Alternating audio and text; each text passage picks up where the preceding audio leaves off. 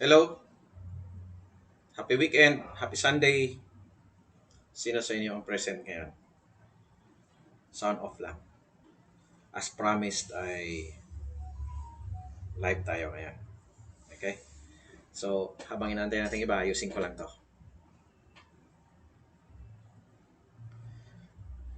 Right? Tayo lang ha. Sound off lang kung andyan na kayo.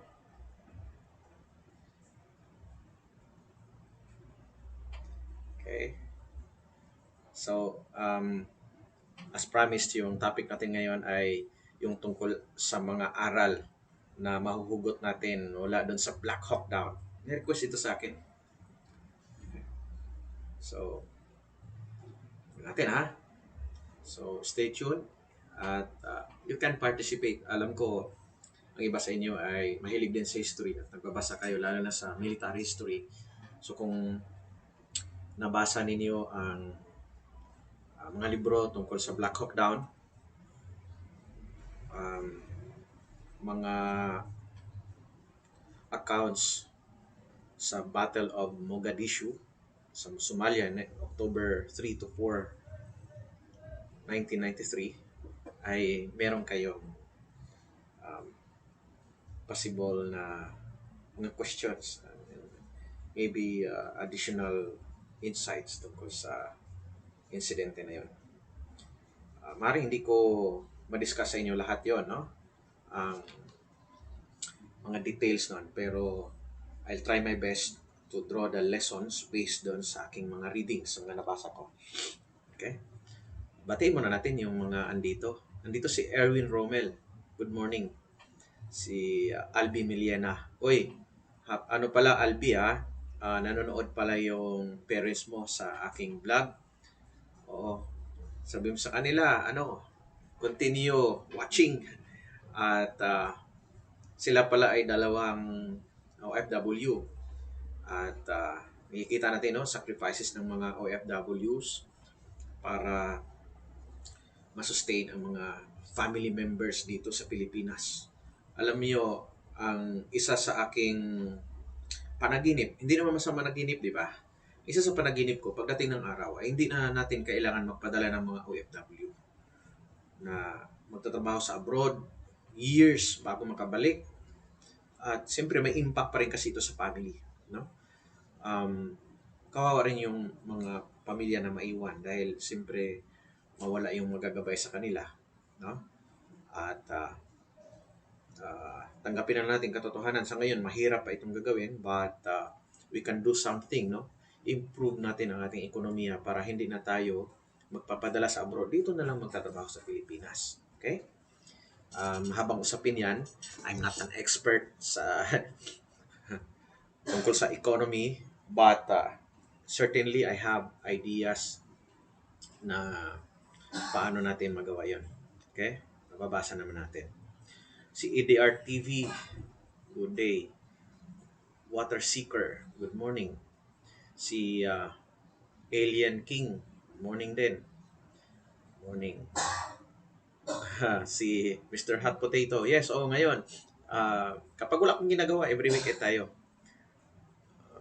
Si Sabi ni Albi, napanood daw niya ng isang araw ang Blackhawk Down. Huwag niyong kalimutan, meron akong itatanong mamaya pagkatapos ng ating ng aking reaction dito sa sa animation video sa Blackhawk Down. Ay mayroon ako itatanong tungkol sa content ko doon kay sa SF training, Special Forces training ni Bongbong Marcos. At kung masagot niyo, titingnan ko kung sino ang pinakaunang makasagot, pinakaunang makasagot dito sa comment dito. Hindi naman pinakaunang marami. Paramihan tayo ng likes, di ba? Mananalo ng shirt, papadala ko ng shirt. Nakarami na tayo ha, marami na nanalo sa inyo ng shirts. Yung Ranger C shirts. Ito yung polo shirt, may version ito na t-shirt. Okay? Yung burda. So papadala mo kayo. Pasalamat sa inyong suporta sa akin. Sabi ni Kent Ryan, abang-abang ako, sir. Matagal na ako subscriber from Negros Oriental. Sir, manalo ng Ranger shirt. O, sige. Abangan mo. Dapat alam mo yung content ko tungkol kay BBM.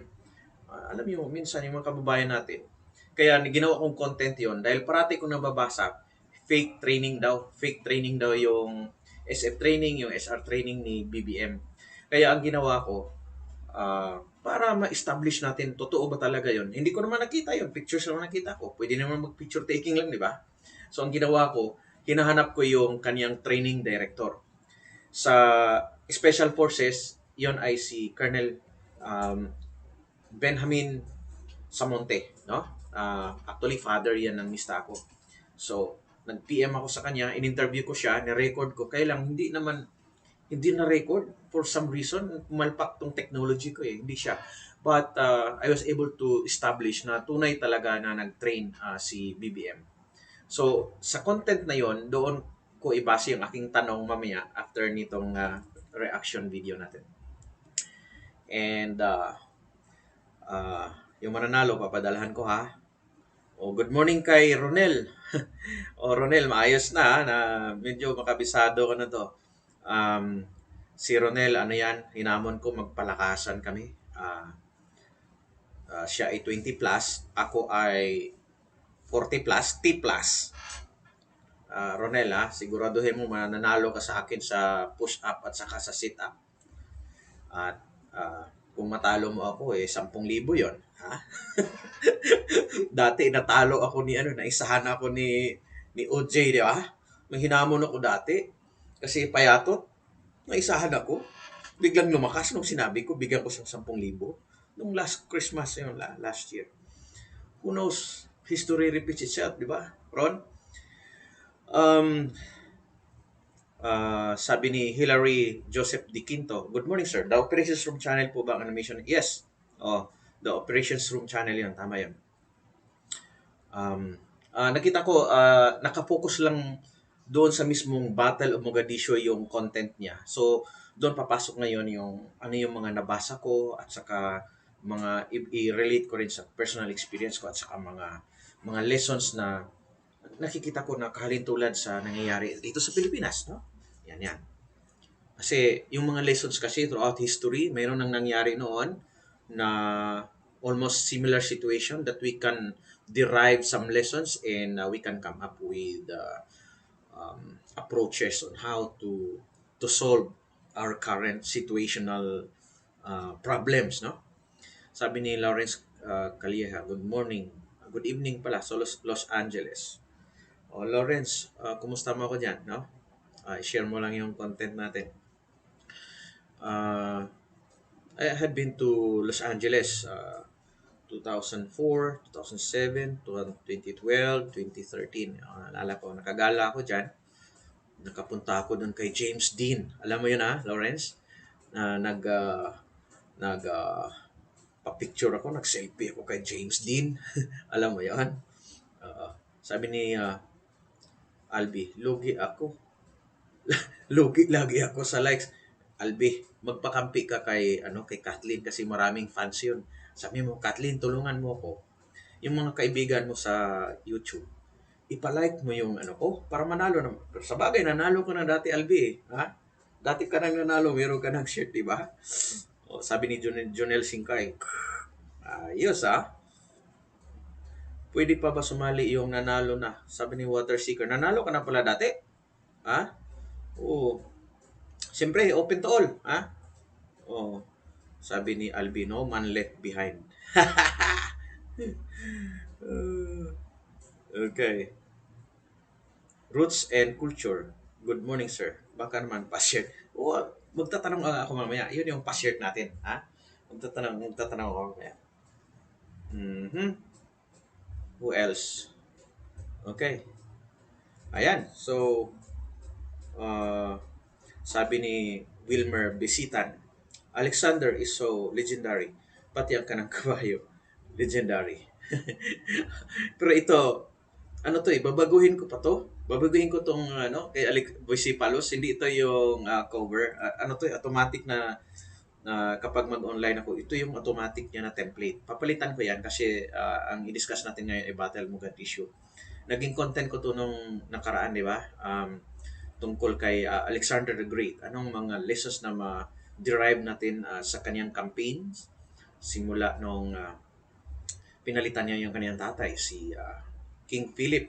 At kinala nang nagtumawid siya papunta sa Asia at kinalaban niya yung si King Darius.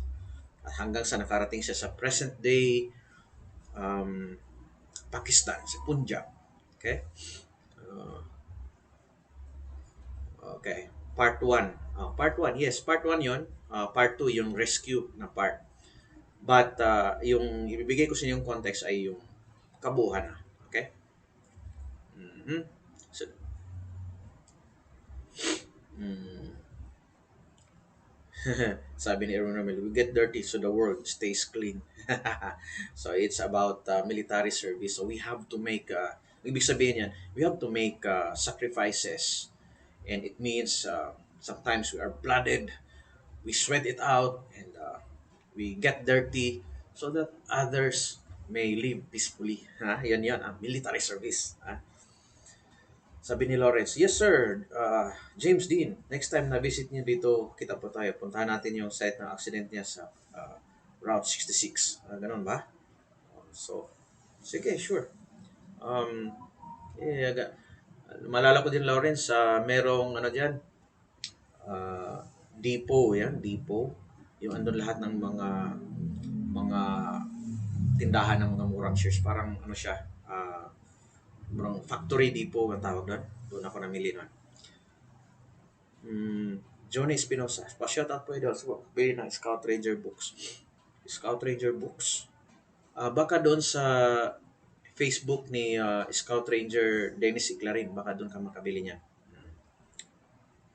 Si Ralph Lisada. Sir, niwala ka ba sa nawalang napapanalong laban si Luna? Depende sa paningin yan eh. Walang kung alam mo na siya yung leader ay merong battles. Pag war ang pag-usapan ay talo talaga sila. Leading towards the surrender of Aguinaldo. Pero kung battle ang pag-usapan ay meron naman silang hindi si kapag sinabi mong pag ang tanong mo ni Luna, yung tipong andun siya mismo, yung mga tao niya ba? May mga battles na under sa command ni Luna, nanalo din sila. Mhm. Yes. Si Albi Miliana, sabi niya, di ba sir, ang Rangers di po ba Blackhawk Down? Din, yes, oo. Mga Rangers yun sa, I think, 3rd Battalion of the 75th Ranger Regiment. Sila yung pinadala doon. Okay? O, sabi ni, Scosi, man, how do you win hearts and minds during military operations? Ma-discuss natin mamaya. Yan ang ginawa ni General Muhammad Para Aidid, no? How to win hearts and minds of the Somalis during the conflict with UNISOM, UNITAF. Okay? Sabi ni Self-Development, morning sir, tanong ko, ano pong kinaiba ng SAP at SR? Palaging SAP ang employee. Ba't nabalitaan may sa SR po sir? Hindi ka lang nagbabasa self-development. Ha?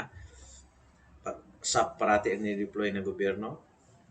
Sa SR, they are around the Philippines. Hindi lang nababalita parati, di ba?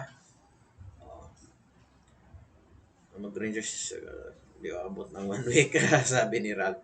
Hindi ka abot ng 1 week, kaya mo yan. Basta mag-practice ka na. Walang tipong practicein mo na, Ralph. Hindi ka matulog ng 1 linggo. Maglublob ka sa bariles na may ice. Bukan mo lang.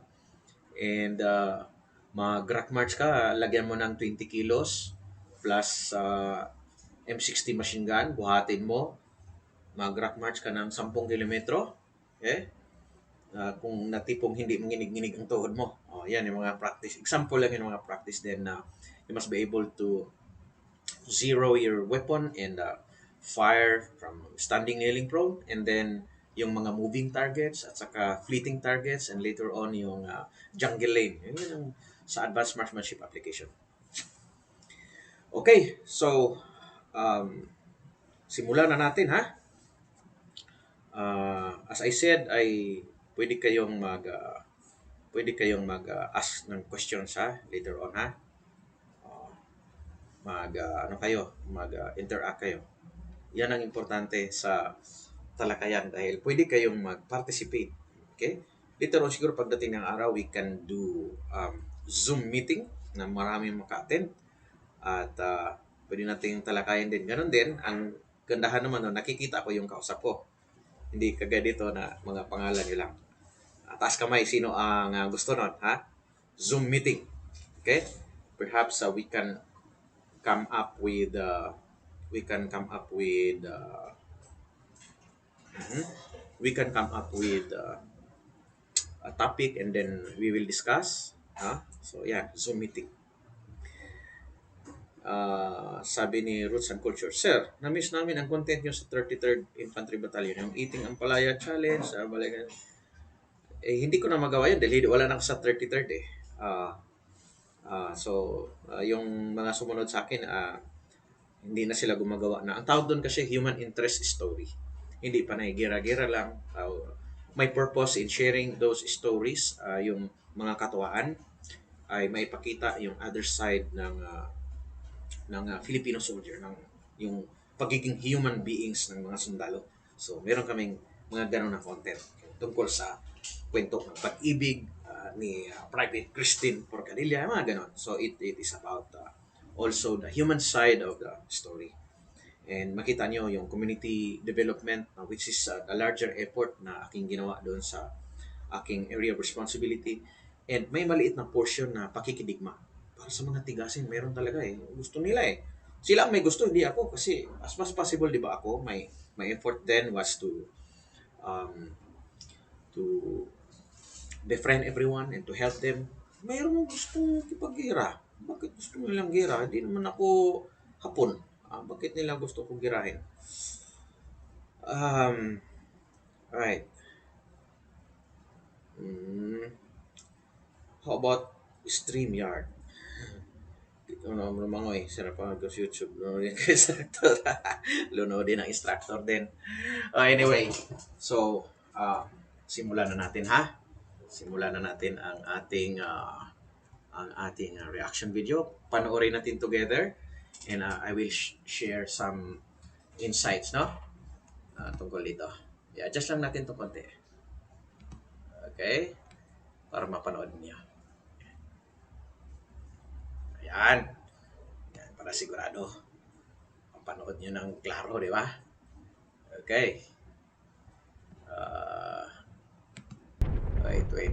wait. Yan.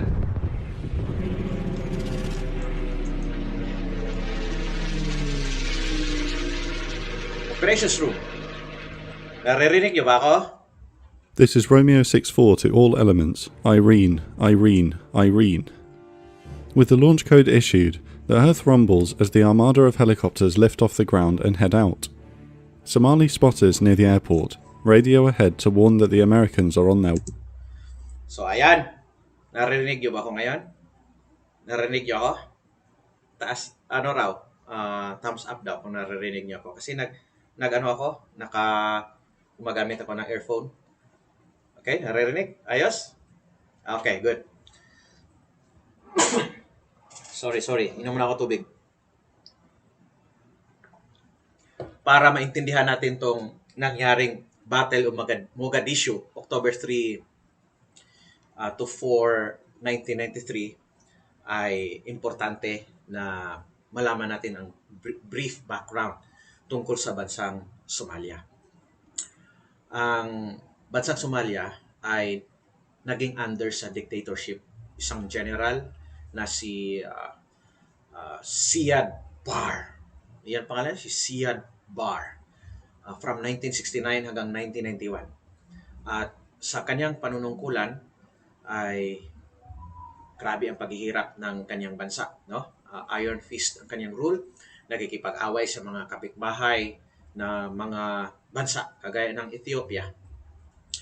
And yung kahirapan na idinulot ng mahabang armed conflict ay resulta sa instability ng kaniyang bansa at ang sarili niyang mga sundalo ay nagkudita laban sa kanya. Familiar story ba?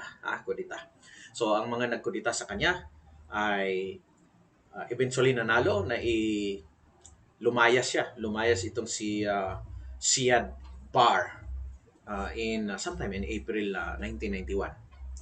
And bago yung paglayas ni Siad Barr, kasi nakikita na ng mga Western countries na mag-collapse yung bansang Somalia as early as around January 1991 ay nagkaroon na ng evacuation of embassy personnel, no? Hinakot ng mga Amerikano yung kanilang embassy at ganoon din ang ginawa ng iba't ibang mga bansa, no? May mga effort, may nag-succeed, may nag-fail.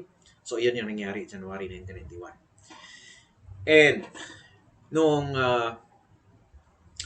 ang nagkontrol sa Somalia ay itong mga nanalo.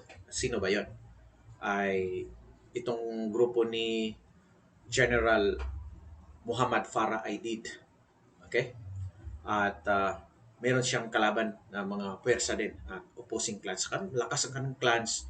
By the way, yung Somalia, throughout history, ay talagang maraming mga clans. Familiar ba kayo clan war? Mas matindi ang kanilang clan war. So kung i-divide natin sa dalawa lang talaga sa major clans sa Somalia, meron yung clans ng mga farmers. Yun yung hindi sila umaalis doon sa land, sa lugar nila. Sila yung nasa agriculture. At yung ang tawag sa kanila yung sab. Yung Somali naman ay yun yung mga nomads, yung pumupunta kung saan saan, walang boundary. Dati kasi wala namang concept ng bansa kung saan merong ulan at andun yung mga damo, doon pupunta yung mga nomads. I witnessed it myself when I was in Sudan, in southern Sudan, na nakikita ko yung mga Ambororo tribe, Misiria tribe, na kinakausap ko sila, nag-cause ng conflict yung pag lipat ng mga nomads kasi yung mga tao na taga doon, maagawan nila ng pasture land. So, yan kasama sa conflicts yung hatred ng clans to another clans na sa neighboring Ethiopia at saka sa Kenya. So, itong bansang Somalia, sabihin natin clannish. Kaya yung loyalty nila ay doon sa clan. So, kung ikaw ay meron na namang sub-clans yan. And yung kagaya si General Muhammad Farah Aidid, may sariling clan siya na base sa kanyang yung membership niya, yung kanyang grupo, pati ng kanyang mga sundalo at saka ng milisya ay base doon sa kanyang family membership. Okay? So, for sure, loyal sa kanya yung mga taong yun. And on the other hand, yung Somali people as a whole, siyempre may kanya-kanyang loyalty sila. So, ang battle for the loyalty or the support of the people among the warring clans ay importante rin para sa kanila. So meron silang ginagawa to win the support of the people, of the Somali people in the whole of Somalia. Okay? So, yun yung background doon. So ngayon, dahil nagkagugulo-gulo na, around, sa estimate, around 4.5 million yung nagutuman, nagkaroon ng famine dahil nasira yung lahat ng farms at wala na silang makain, scarce ang source ng food, nagkakaroon na usap-usap na tulungan. Okay? So, ang United States of America, bilang, kumbaga, kilala bilang humanitarian na country, ay nais na tumulong. Okay? At siyempre, gusto nila ipakita na may influence sila around the world. And in fact, yung agawan sa influence sa Africa ay nangyari na yan after World War II, during the Cold War.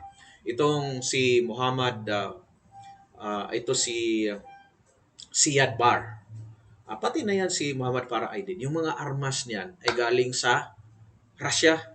Yung Russia ay o USSR noon, yun yung tumutulong sa ito dito sa Somali army para kalabanin ang mga katabi na mga puwersa sa region. So, dahil doon, ibig sabihin, ang grupo ni General um, Muhammad Farah Aidid ay experience sa conventional warfare. At the same time, experience din sila sa irregular warfare. Irregular warfare is yung ang kalaban ay non-state actors o mga rebelde, mga terorista. Yan ang tinatawag na irregular warfare, kagaya ng sa Pilipinas. So may experience ha, tapos ang armas nila ay nanggaling mismo sa um, malakas na bansa, itong Russia.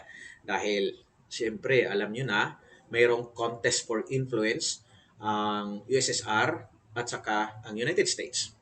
So, noong gusto nilang tulungan ang mga tao sa Somalia, ay nagbuo ang tawag doon, Operation Restore Hope, at yung UN ay um, nag-decide na tulungan ang mga mahirap na mga tao doon. Yung magbigay ng mga relief goods, magpakain, ganyan. So magpadala ng mga humanitarian agencies, at ang humanitarian agencies ay kailangan suportahan ng armed forces, may puwersa. Dahil kung walang magprotekta sa humanitarian agencies, walang mangyari. Tama? So parang dito sa Pilipinas lang yan. Hindi pwedeng pabayaan natin ang mayor, kapitan na gawin ang kanilang trabaho. Kung andyan ang mga NPA, takot-takutin sila, haras-harasin sila, so kailangan may sundalo. So yung armadong grupo kailangan mag-confront ng isang armadong grupo. In our case, it's the Armed Forces of the Philippines, particularly the Philippine Army. Okay. So, um, dito sa uh, taong 1991, ang unang binodan dyan ay ang United States Task Force, US Task Force, ha? Ang tawagin nila UNITAF. More or less 39,000 yan ang strength ng UNITAF na yan. And ang unang ginawa nila ay i-assist yung relief efforts, kasi ang ginagawa ng mga Somalis noon, yung both sides ng nag-aaway, yung kay Aidid at saka yung kaaway na si Madi, ay agawin yung mga pagkain. Tapos pagbabarilin nila yung mga sundalo kapag magpatrol sila. So lagi sila nagpapatrol sa mga streets, papunta sa hanggang doon sa Bakara Market, ito sa central ng Somalia. So pag mag-deliver ng relief goods ang UN agencies, andyan nag-establish ng security ang UNITAF. Okay? Ang una kasing binuo dyan ay yung UNSOM. Ngunit very uh, naging controversial yon dahil around 500 lang inauthorize ng United Nations. Around 500 katao lang. So, hindi kaya yon. So, yung UNITAF ang may lead role. US yan, may lead role doon sa effort. So, this is 1992, no? Later on, 1992 na. Pupunta na tayo sa 1992. Ngayon, uh, nanalo si Clinton. Nung nanalo si Clinton, sabi niya, bakit humanitarian tayo tapos kayo nakikipag-gira din kayo? Parang hindi mag-connect yung objectives. May tinatawag na political objectives. Humanitarian, tapos pumapatay kayo. So parang yun yung argument ni Bill Clinton. At dahil doon, yung around 39,000 ay nireduce ni Clinton, pinauwi niya yung mga sundalo. Pinauwi niya. Sabi niya, hindi niyo na-achieve yung purpose niyo. Pinauwi niya yung mga sundalo niya from around 25 to 30,000. More or less siguro mga 1,500, 1,200 hanggang 1,500 na lang natira. So, kunti na lang ang Amerikano na natira as part ng UNSOM. Okay? Kunti na lang, tandaan niyo. At ang UNSOM ay na-trigger doon sa ginawa ni Muhammad Farah Aidid na pinagpapatay niya, inambos at pinatay ang mga UN peacekeepers, Pakistani. If I am not mistaken, around 24 yung kanilang napatay sa isang ambush. So na-trigger sila doon. Ang solusyon ng UNSOM, yung UN forces, ay kill and capture, arestuhin, arestuhin si Muhammad Farah Aidid. At maraming mga operations na silang ginawa, hindi man nila na gampanan ang kanilang mission. Okay? Ang tandaan nyo, konti lang ang US forces dyan, around 1,000 plus lang. During that time na nag-decide sila na arestuhin na nga natin tong si Muhammad Farah Aidid. So, instead na mag-provide lang sila ang mission talaga nila doon is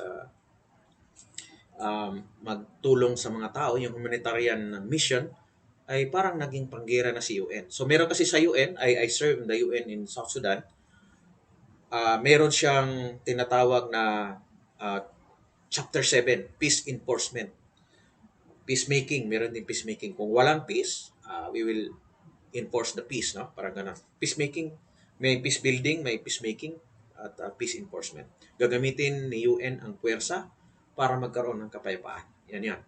So, dahil nabago yung paningin ni UN sa kanyang mission, naging malaki sa effort niya ay hulihin si Aidid, nakalimutan nila na meron pang ibang mga pamamaraan para si Aidid ay ma-control, no? Or ma-control or ma-stabilize nila yung Somalia na without killing Aidid. Okay? Dahil marami ng lesson yan.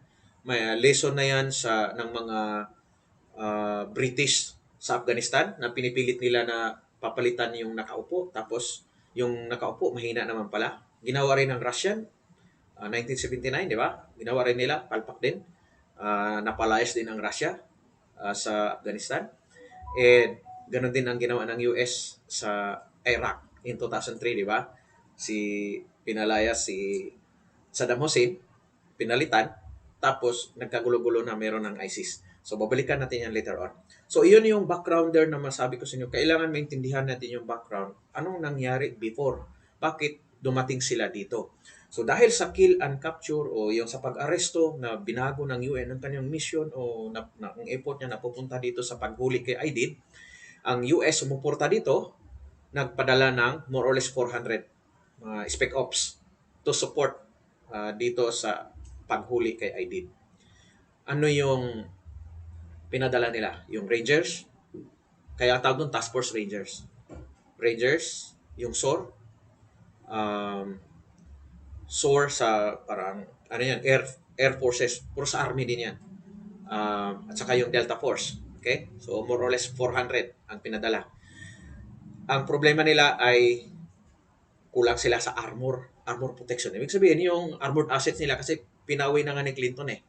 So, wala silang armor assets. So, ang gamit nila dyan, mga Humvee at saka yung kanilang mga Blackhawk. So, kaya nga Blackhawk Down. Okay? So, ito na yun pinlano ng US pero ang nag-execute pa na US lang. Hindi sila under sa UN this time. So, naka-standby ang UN forces dito. Andun lang sila sa base. Nakatambay ang mga Pakistani, Malaysian, yung nag-contribute doon sa, ang tawag doon ay yung UN forces, yung Troop Contributing Countries. Ang tawag doon, TCC.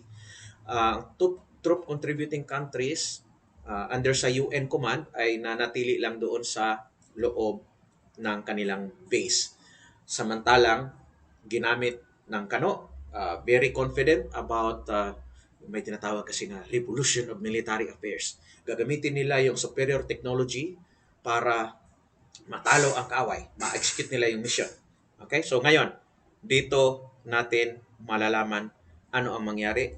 Kung kaya ba ng Rangers na mag-aresto, supported by nitong Rotary Wing, ang kanilang pagsagawa ng mission. Panoorin na natin. Okay. Away. As they fly out over the airport perimeter towards the ocean, a convoy of 9 Humvees and 3 5-ton trucks leave the base and head towards the city. It's 3:35 p.m. The raiding force should be in and out in 30 minutes. Somalia is in civil war, with multiple parties and clans violently competing for power. UN troops have been deployed to the country to maintain peace and ensure the distribution of food supplies to the people. The UN brings about a settlement between the factions to lay down their arms and move towards national unity and democracy. One faction, the Somali National Alliance, or SNA, despite signing the agreement, ignores it and attacks UN troops in the area in June 1993.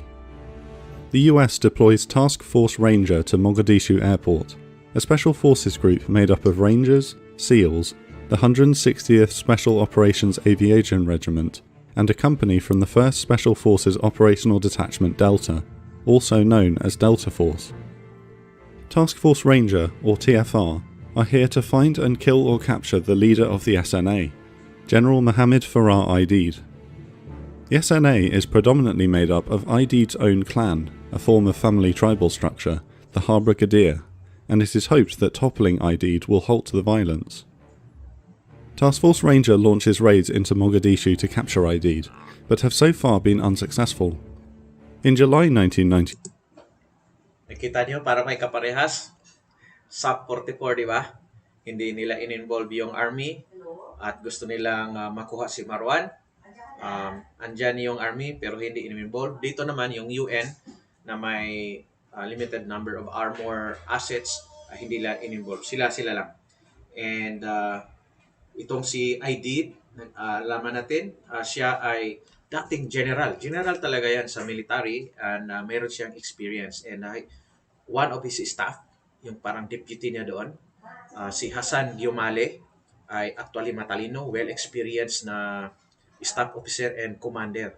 Yun yung nagdadala sa kanyang mga tao. Yun yung nagbibigay ng talagang advice para kay Muhammad Farah Aidid kung paano tatalunin ang mga Amerikano na gumagamit ng superior technology.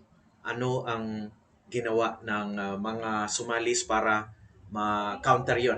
Itong kasi hindi naman to first time na nag-operate ang Amerikano, na sabi ko sa inyo, meron na mga series of operations. Nung UNITAF pa lang tawag sa kanila, starting December 1992, then hanggang 1993, meron ng UNITAF, di ba? Bago binuo yung pangalawang UNOSOM. Ito yan. 1993, American Cobra attack helicopters launch rockets and cannon fire into a building they believe to be hosting a meeting between Aidid and his war council. Aidid isn't present, and an American war correspondent reports that the meeting was actually between Somali elders discussing routes to peace. With 200 casualties inside the building, the SNA seized the opportunity to promote anti-American sentiment and propaganda in the city. So doon yung makita, if you employ excessive force against non-state actors, marami ang maging collateral damage. Ang mangyayari ay ang suporta ng tao mawawala sa iyo. Okay? Kasi pati yung hindi part sa conflict ay mamamatay, at saka actually yung mga namamatay ay kamag-anak nila. So yung isa sa inatake nila in one of their operations ay marami ang namatay, pero actually yun yung mga supportive sa UN, sa UNOSOM, yung grupo na yun. Parang nagkamali sila. It also happened sa drone warfare, basahin nyo, Ethics of War. Drone warfare na nangyari sa Afghanistan, para mapatay nila yung high value target, nasa isang kasalan, pabagsakan nila ng bomba, maraming namatay na civilian, lalong dumami ang Taliban. Doon sa North Waziristan, ito ay sa tribal areas na sa boundary between Pakistan and Afghanistan. So ito yung mga lessons dito. Kapag nasa irregular warfare tayo, hindi sa lahat ng panahon na grabe ang gamitin mo na puwersa. Dahil maging counterproductive ito. So dapat kapag nasa small wars tayo na situation, ay tandaan natin yung tinatawag na calibrated use of force. Kailangan accurate, tama-tama lang, huwag pasobrahan. Hindi ito na parang battle of Stalingrad na pulbusin mo lahat dyan. Ang mamatay naman lahat dyan ay mga Russian. Yung from the perspective of the Russians, from the perspective of the Germans in 1942, at saka noong perspective ng mga French noong panahon ni Napoleon Bonaparte. Parang decisive battle, ubusin mo yung kaway. Conventional warfare tawag doon. Pero sa situation na kagaya nito, irregular warfare, kapag sobra-sobra puwersa, maraming mamatay, lalong mawawala ang suporta ng mga tao. Tandaan nyo yon. Lalo na mga pulis, sundalo ha. Fury at the Americans' presence builds in Mogadishu, and 4 Western journalists covering the story are killed by an angry mob. On the 3rd of October 1993, Task Force Ranger receives a tip-off of the location of an SNA meeting in the city, with ID's Foreign Minister Omar Salad El-Mim and his top political advisor Mohammed Hassan Awali in attendance. Actually, meron silang asset dito, ang mga Amerikano. Ang asset nila dito na, kasi importante ang human terrain na tinatawag. So dapat may asset ka among the population. Pero mahirap para sa Amerikano ang kumuha ng informant among the population dahil nga ang mga Somali, ang kanilang loyalty ay talagang doon sa kanilang clan. Okay? Hindi pwedeng paano makuha ang loyalty ng clan ni Muhammad Farah Aidid in favor sa Amerikano, 'di ba? Parang malabo, 'di ba? So at nadagdagan dito sa ginawa nila na natira nila yung supposedly sabihin natin peace inclined na grupo, maraming namatay. Okay? At itong asset nilang nag-iisa, sabihin na mabayaran nila yon. Naglaro ng Russian roulette. Russian roulette. Tapos parang revolver balagay isang bala. Oo, so namatay siya. Wala na. Nawala na yung so nag-rely sila sa ibang source of intelligence. Ano 'yon? Yung tinatawag na electronic intelligence at saka imagery. O doon sila. So may technology ang Amerikano na ginamit nila dito. Ang nawala sa kanila ay ang human intelligence or human. With just 2 hours' notice, TFR prepares and launches a raid to snatch them both, hoping this will bring them closer to Aidid himself. The plan is for AH-6 Little Birds to land the Delta Force teams on the street outside the target building containing El-Mim and Awali, and they will storm the building. Meanwhile, 4 Ranger Chalks, squads of 15 men, will fast rope down from hovering Blackhawks to each corner of the block surrounding the target building and establish a perimeter. Once the prisoners are secured, the Humvee and truck convoy led by Lieutenant Colonel Danny McKnight will roll in front of the target building, load the entire raiding force and prisoners on board, and exfil back to base before ID's militia can mobilise against them. All the while, the Blackhawks and Little Birds will circle around to provide air cover. A command and control Blackhawk directs the forces, and a yung kinakwento niya, ang tawag doon tactics. Ang Rangers sa tinatawag na raid mission ay kailangan ng surprise at saka immediate and quick withdrawal. Yan yung principle ng raid. Pagbasahin niyo yung doctrine. Open yan, kahit hindi ito sikreto yung sinasabi ko. Mababasa mo sa internet. What is raid? So, dapat may planned immediate and quick withdrawal. So, yung violence of action, yung element ng surprise ay napaka-importante. So, yung raid missions ay naaral na ng mga Somali forces ng SNA. Naaral na ni Gyumali. Si Gyumali nag-aral din sa abroad yan. Pati yan siya, nag-aral yan eh. Kasi dati sila talagang regular army sila dati. Pati si Muhammad Farah Aidid, nag-aral yan siya. So, naaral ni Gyumali mismo yung tactics ng Amerikano na kapag ang Rangers papasok, mayroong air support, close air support, and mabilisan. So, inaral niya yung tinatawag na center of gravity. What enables the US forces to accomplish its mission? Sa tactical level, yun yung surprise at saka speed ng mga Rangers. Okay? Yun yung tawag doon. And sa UNOSOM, ang US forces ang kanilang center of gravity. Sa strategic level, dapat mahirapan kayo maintindihan nito. Strategic, operational, tactical. Sa strategic level, suporta ng mga international community, lalo na ng mga civilian population sa United States. Kagaya rin sa Vietnam, di ba? Yun yung strategic level center of gravity. Kapag may suporta ang international community at saka yung US population sa ginagawa ng kanilang gobyerno. at saka ng kanilang armed forces. Okay? So ito yon. Naaral yan lahat ni Muhammad Farah Aidid at saka ni Jomali, yung kanyang staff. Combat search and rescue helicopter is ready to react to any problems should they arise. For more substantial problems, the 10th Mountain Division are on standby as a quick reaction force at their base in the west of the city. The peacekeeping UN, Pakistani and Malaysian troops and armour are not on standby, but occupy the new port area of the city in the south. The whole plan should take 30 Hindi kasama sa plano ang peacekeeping force. minutes to complete. With an EP-3 Orion and an OH-58 Kiowa, Yung 10th Mountain Division, reserve yan, quick reaction force. Di ba ganun sa SAP 44, yung kinuha nila si Marwan, merong around 300 na mga SAP units na on standby. So parehas na concept ito, no? May papasok doon, yung 84th Seaborne at supported sa likod ng 55th SAC, yung iba na sa likod. Tawag doon ay reserve or quick reaction force. Yun yung paliwanag dito. circling overhead providing a live video feed to overall Commander General Garrison. The helicopters scream in towards the target building in the area of the Olympic Hotel to be... Sipin mo, 1993 to. Meron na sila yung live feed, no? Yung integration ng voice at saka video. Meron na sila during that time. Tayo bago na lang tayo nagkaroon ng ganyan.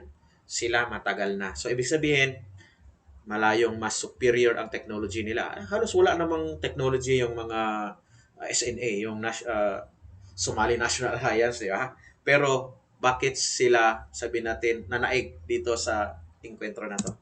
begin the assault. Tires are burning around the city.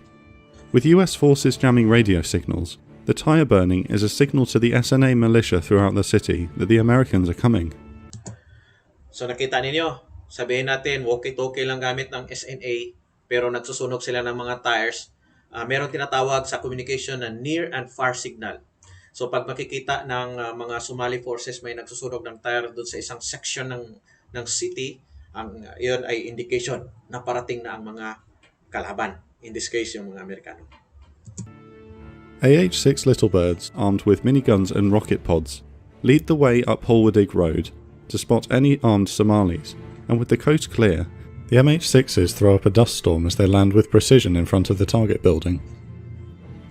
Delta Force operators, nicknamed D-Boys, hop off the benches and move into the target building. The time is 3:42 PM. The four Ranger Chalks begin fast roping down from hovering Blackhawks to the street 60 feet below. The Chalks form L-shaped defensive positions on each corner of the block, except for Chalk 4 who have accidentally been dropped a block further away. This is the first time out as the leader of Chalk 4. Magaling gumawa nito si Operations Room Dapat meron tayong marunong gumawa nito. I-analyze natin yung Battle of Marawi at saka yung kagaya ng SAP 44. At saka yung obviously yung gumawa nito ay very knowledgeable about tactics, no? Nakita mo. The Staff Sergeant Matt Eversman, and in his chalk, the first ever combat mission for 18-year-old Private Todd Blackburn, fresh in from high school and boot camp, but having not yet been to Ranger School. For whatever reason, likely excitement and adrenaline, Blackburn completely misses the rope as he exits the aircraft and falls 60 feet to the ground. Medics run to attend to him. Nahulog si Blackburn. Parang sinasabi niya, he was so confused because he was a newbie, a private, and he had not been to the Ranger School. So, ibig sabihin, hindi pa confident. Kaya dito, bumaba siya sa chopper, 60 feet above, na nakalimutan niya, dapat pala, humawak ka doon sa pass rope, yung rope. Hawak ka doon, magpa-slide ka down. The raid is taking place close to the Bakara Market, an ID'd-controlled area of the city with a high concentration of SNA militia. With the pre-warning that the raid was coming, hundreds of militia are organised, armed and waiting. Fire begins to erupt on the Rangers from all directions. SNA runners move out across the city to mobilise militia further afield, who begin to arm themselves, mount up on trucks, and head in the direction of the helicopters circling above the city. However, as the SNA are only using runners on foot, 30 minutes should be plenty of time for the raiding force to exfil from the area before the city swarms in. Nakita ninyo tactics ng Somali National Army against the US forces, Delta Force at saka US Rangers, Navy SEALs, di ba? Ang tactics nila, may mga human shields. Dahil clan members nila, uutusan nila may bata, matanda.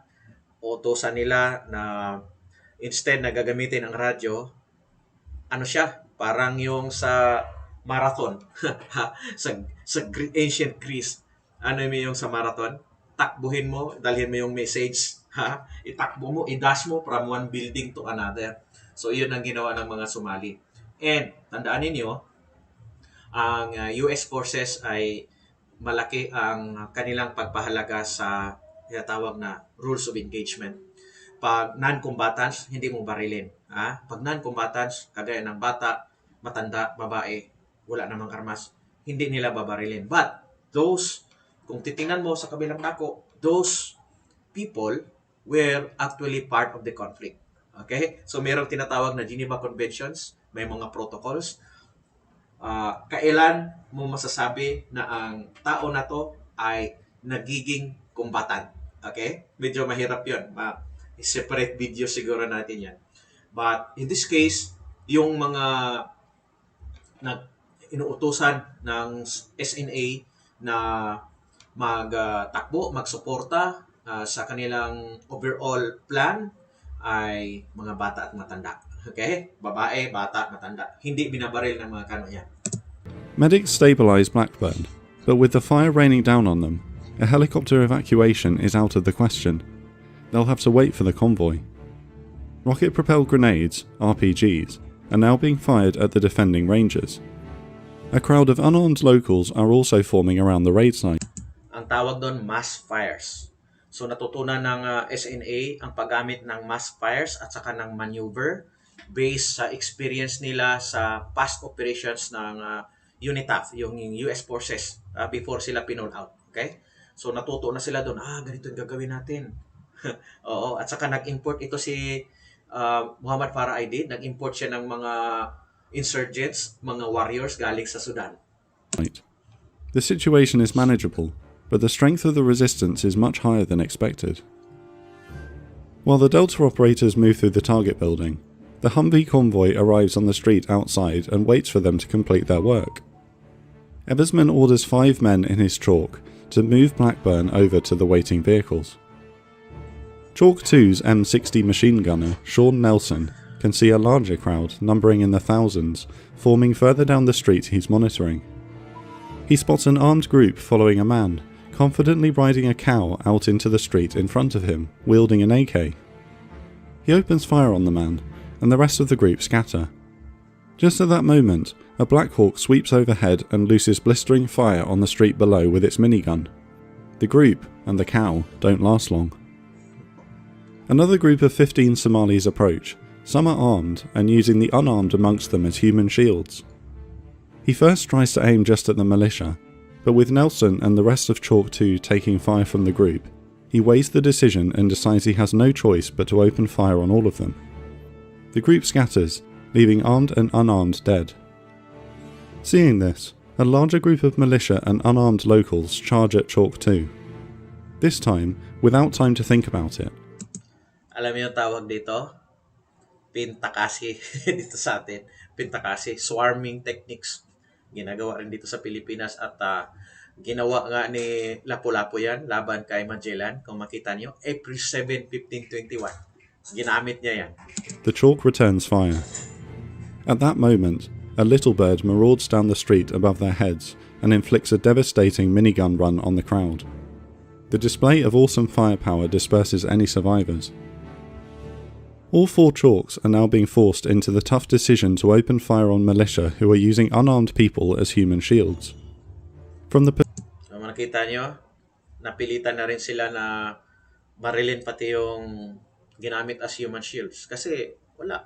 Alam nga naman, maubos sila, di ba? Perspective of the locals who are just arriving at the scene, They see the Americans indiscriminately firing on civilians, and the fury of the citizens grows further. The hornet's nest has been stirred. Lieutenant Colonel McKnight sends 3 Humvees to carry critically injured Blackburn back to base immediately. The journey should only take 5 minutes, but they've driven into the storm. La, may ads. May ads. merong isang pwedeng gamitin na walang ads eh. Okay? Anyway, antay lang natin ha. I-skip natin. They turn onto National Street to find militia on both sides firing into them, with stray rounds into each other as they drive through. It's so easy. Paulson, manning... So I'd like to tell you, it's so easy to analyze and come up with critiques, but if you are with them, fighting with them, it's not really easy to come up with new innovations and new modification of the original plan. Ang tawag doon, contingency planning. Okay? So I am not presenting myself as an armchair analyst. Okay? So sinasabi ko lang yung context. Ano ang nangyari, ano dapat ang pwedeng gagawin. Okay? At bakit nila ginawa yon? Sa lesson lang tayo, pupunta tayo sa lessons. The 50 caliber machine gun on the lead Humvee fires right, and Pillar in the second fires left. In the furious torrent of fire, Pillar is killed instantly by a round to the forehead. In that moment, fighting for their lives and with RPGs now flying down the street at them, a call comes over the radio from Sergeant Gallagher, a platoon sergeant with the main force at the target building. "How are you guys doing?" Taking heavy fire, Strucker shouts, "I don't want to talk about it." So nakita nyo na, nakarely sila masyado sa kanilang Humvee, di ba? Isa sa grievance ng mga sundalo na involved dito, bakit kasi hindi pinadala yung armor? Okay? Dati, yung UNITAF pa sila, kompleto sila, mas powerful sila nun. So in this case, wala yung armor protection. Sino may meron? Yung mga Malaysian saka Pakistani ang meron. Unsatisfied, Gallagher calls again. "Have you got any casualties?" "Yeah, 1. Strucker replies, deliberately short.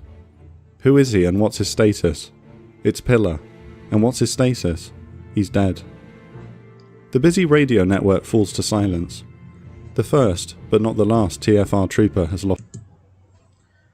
So gentlemen, ladies, in this particular situation, it's very important that you have good leaders in the ranks. Hindi pwedeng all decisions will come from the overall commander.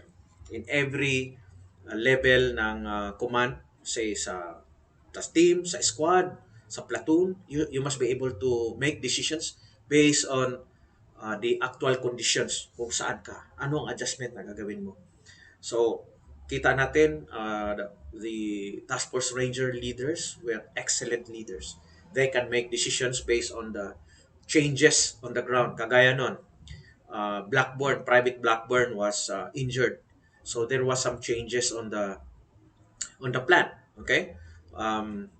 Yung swarming ng mga kaaway na mayroong mga human shields. So nagkaroon uli ng changes na kasi una nila huwag niyong barilin pag wala na mga armas. But bumabaril ang mga kaaway na nasa likod mismo nung ginagamit ng human shields. What will you do? So yun yung mga tinatawag na changes. At importante ang tinatawag na mission command. Tandaan nyo, i-google nyo, what is mission command? At kung alam ng isang leader ang intent ng commander, ay dapat meron siyang free room to make tactical decisions na hindi naman masyadong umalis o lumayo doon sa commander's intent na sinasabi. Lost his life. Sustaining further injuries, Strucker's Humvees continue to fight their way back to the airport. The Delta boys have apprehended the 2 targets and a further 22 SNA prisoners and are loading them into the trucks. It's now nearly 40 minutes after the first boots landed.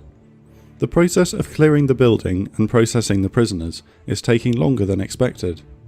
There is also confusion with the Delta team waiting for the comms from the convoy to leave the building, and the convoy waiting for the Delta team to let them know that they...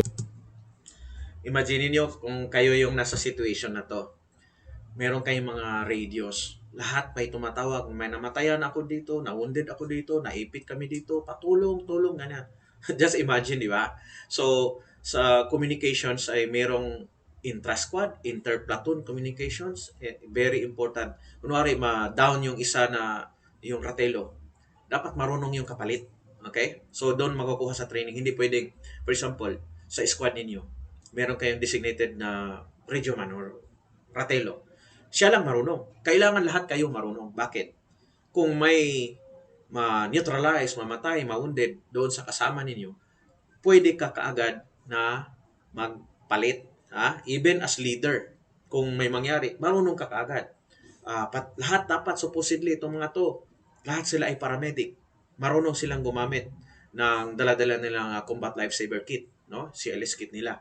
And ang kagaya nitong Task Force Ranger, they will highly trained in this particular mission. Ano yan? Nakakabilib yan. Saludo tayo dyan. But, meron pa rin silang mga pagkukulang, di ba? So, yan, magandang aral. They've apprehended the prisoners.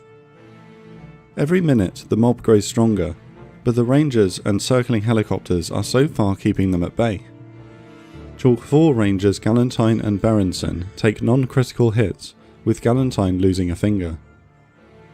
Chief Warrant Officers Cliff Elvis Walcott and Donovan Bull Briley, pilots of Super 6-1, continue to manoeuvre their helicopter at low level above the action, their crew chiefs discharging thousands of rounds from their miniguns at the militia below, and 4 Delta snipers picking off the enemy through the open doors. On the first day of the ground war of Desert Storm, Walcott had been one of the pilots to fly special forces deep into Iraq to recon Saddam's forces. He is a legend in the special operations community. During a turn to port, starboard gunner Staff Sergeant Warren Makikita nyo dito yung kanilang rotary wing, itong Blackhawk, under sa Army yan. Okay? So, supposedly, yung mga Huey natin, yung Blackhawk, ay Army assets yan. No? Darating din tayo pagdating ng araw, dito yan sa Army yung assets na yan. Ang sa Air Force ay yung fixed wing, gaya ng F-16, o yung F-50, yung C-130, yung kagaya nito na pang close air support para sa infantry forces ay asset actually dapat ng Philippine Army. So sa kanila, kita niyo, ang US Army ay mayroong sariling air regiment, aviation regiment. At ngayon, ang Philippine Army ay dahan-dahan nagbili ng mga assets para ma-develop yung capabilities natin. At yun yung tinatawag na aviation regiment, yung nasa armor division. Warren spots a militiaman with an RPG below him. Hey, I've got a guy with an RPG. He's at 5 o'clock, moving to 6 o'clock. Sergeant Randy, the portside gunner, can't spot the man as the helicopter continues the turn. Is he by a building or something you can describe? Before Warren can respond, the RPG round flashes skyward and hits the tail of Super 6-1. The Blackhawk enters an uncontrollable spin. The Rangers of Chalk 2 hear the impact and watch in horror as one of their own helicopters. So, i-discuss ko sa inyo ano yung tactics na ginamit ng SNA. Paano nila na-develop yan? Dahil sa experience nila na gumagamit talaga yung US forces ng close air support, particularly ng Blackhawks sa kanilang operations. No, diba? Starting pa ng December 1992, yung UNITAC pa sila. So nakita nila paano natin matalo itong mga Amerikano. So inaral nila yon. Hindi ito na parang hindi nag-iisip. So kumuha sila ng mga experienced fighters mula sa Sudan na nakaaway, nasubukan makipag-away sa conventional force. Yun ay ang Russia. At ang iba nga dyan, nakipaglaban pa sa Afghanistan War. Tama? Yung Russian forces doon ay natalo sa gera, di ba? After 10 years sa mga Mujahideen, no? Na sinuportahan ng mga Amerikano, yung isang yung Northern Alliance. So, yung tactics, paano kalabanin ang mga Amerikano na mayroong superior force gamit ang mga choppers o helicopter ay inaral nila. Ano yun ang na-develop nila tactics? Ang round ng RPG ay binago nila yung fuse. Okay? Yun yung una, innovation tawag doon. Pangalawa, kapag pupwesto sila sa kanilang firing position, hindi sa rooftop. Kasi madali silang maratrat gamit yung Gatling gun ng Amerikano. At saka yung snipers na nasa taas, di ba? May snipers sa mga chopper eh. Susunod, pagtitirahin nila dahil binago nila yung fuse, ang pagtira nila sa chopper ay mula sa puwetan. Okay? Sa puwetan. Palampasin lang nila lang puwet ng ibig sabihin moving target eh. Hindi nila patamaan ng katawan. Doon sa bandang puwet. Pukum! At masisira nila yung rotor sa puwet, yung tail rotor. Talagang hulog kapag ganun. So yun yung na-develop nila. Ang tawag doon ay asymmetric warfare. So using yung kanilang existing weapon system ay in-apply nila in this situation para yung superior force ay medyo mapantayan nila in some degree mapantayan nila. Helicopter spins erratically around the sky, smoke trailing from its tail. The radio net erupts in panicked calls. We got a Blackhawk going down. We got a Blackhawk going down. Delta operator Sergeant Smith isn't wearing his seatbelt and desperately holds onto a crew seat, the spin pulling his legs outside the door of the aircraft as it descends. He took an RPG, 6-1 is going down. In the cockpit, Walcott coolly and in a banterous fashion asks his co-pilot, "Hey Bull, you gonna pull the PCLs offline or what?" A procedure to attempt to control the spin. It's no use, and still maintaining his composure, Walcott makes one last radio transmission, 6-1 going down. The Blackhawk clips the roof and ploughs into the street below, rolling over onto its side in a ball of dust and debris. Both pilots are killed instantly. It is later deemed likely that Walcott deliberately pitched the helicopter's nose down at the last second, ensuring that the pilots absorbed the impact, saving the lives of the crew in the back. The command and control bird above orders all available nearby Rangers to push to the crash site. Chalk 2 is nearest, so 8 of the 50 ang tawag doon, contingency plan. So alam nila na bumagsak, ano ang gagawin. Ang prinsipyo sa US Rangers, saka sa Spec Ops, no man left behind, walang iwanan. Alam nila na alanganin na yung kasama nila doon na nahulog. Anong gagawin? May plano dapat. 15 Rangers in that chalk move out on foot into the city. The convoy is ordered to prepare to move to the crash site immediately. A message is sent to the Quick Reaction Force of the 10th Mountain Division to mobilise for the massive fight that is about to take place.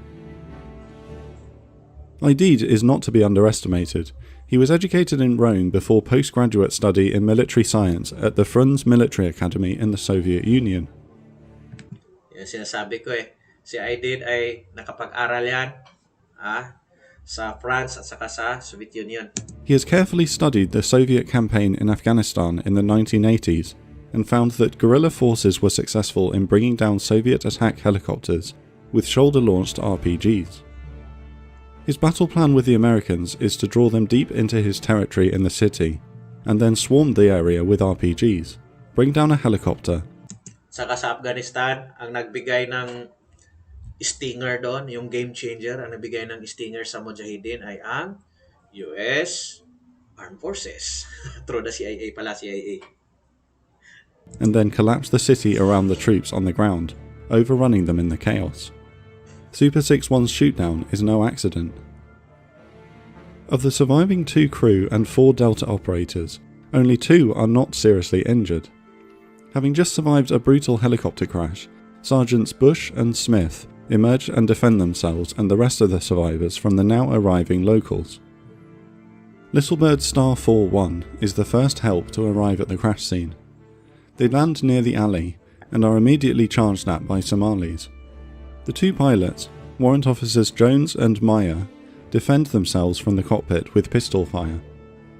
Jones hops out and moves to the wreckage just as Lieutenant D. Tommaso arrives with the 7 other members of Chalk 2 to form a defensive perimeter. So nakita nyo dito, pag ikaw ay nautusan i-rescue mo yung kasama mo, rescue ka agad. Di bali nang mamatay, huwag mapaya. Tandaan nyo yun. Kapag may naipit yung mga kasama mo, huwag mong iwanan, huwag mong pabayaan. Lesson, di ba?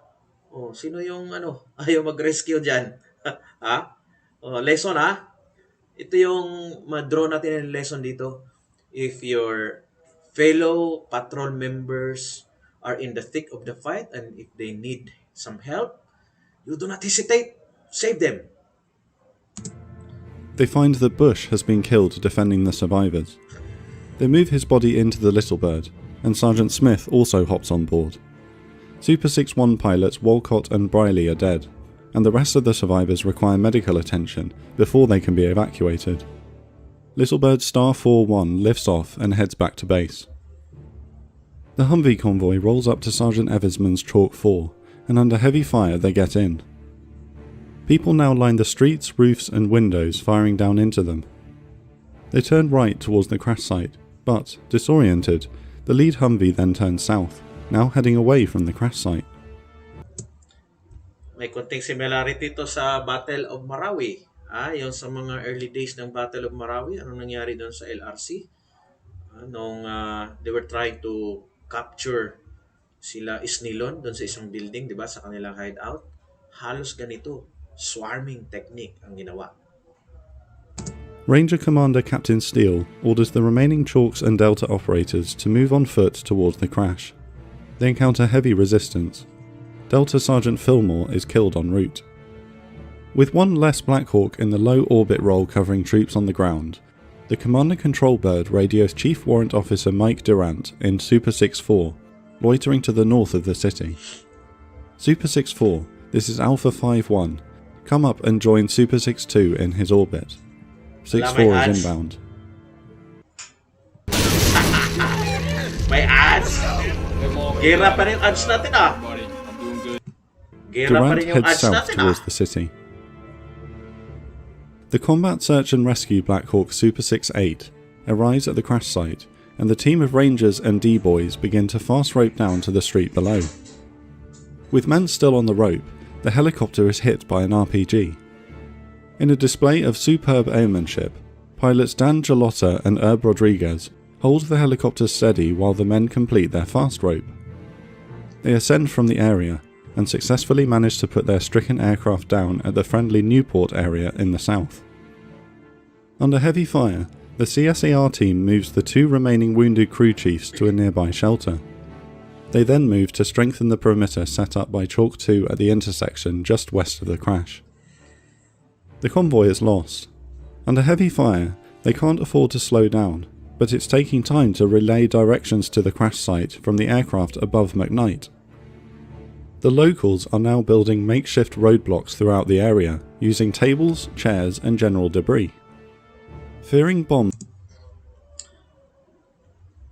yung paggamit nila ng mga roadblocks at saka yung burning of tires ay isa sa tactics na ginamit ng SNA para ma-counter. Alam nila yung center of gravity ng mga Amerikano ay speed, yung kanilang surprise at saka speed.